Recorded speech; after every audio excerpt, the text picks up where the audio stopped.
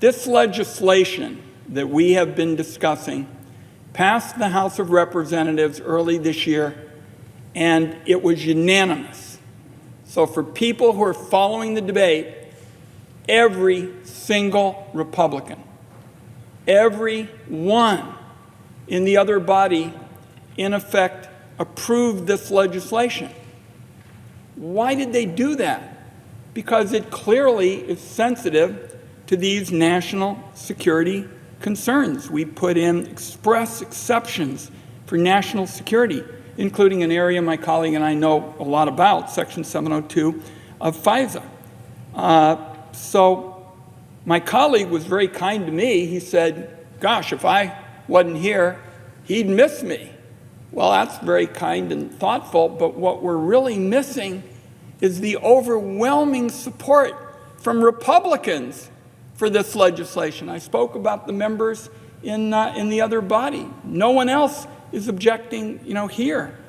And I just think that if we look at the writings of the Founding Fathers and their importance of a free press, what we ought to be saying is, yes, we should be listening to each other. That's why I made those changes since the last time my colleague from Arkansas objected.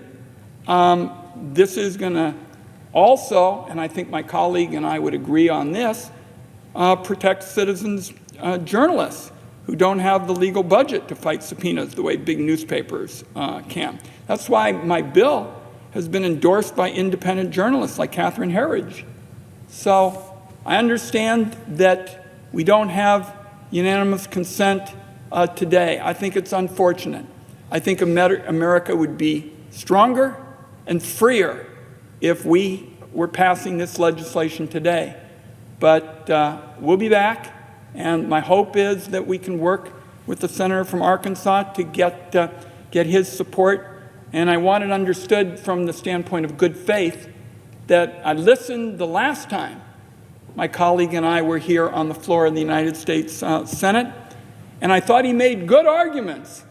I'm not here to say he is without good arguments. And that's why I went out and I told our staff and all the folks on the Intel Committee and the people who work with us on it, make these changes to see if we can come aboard.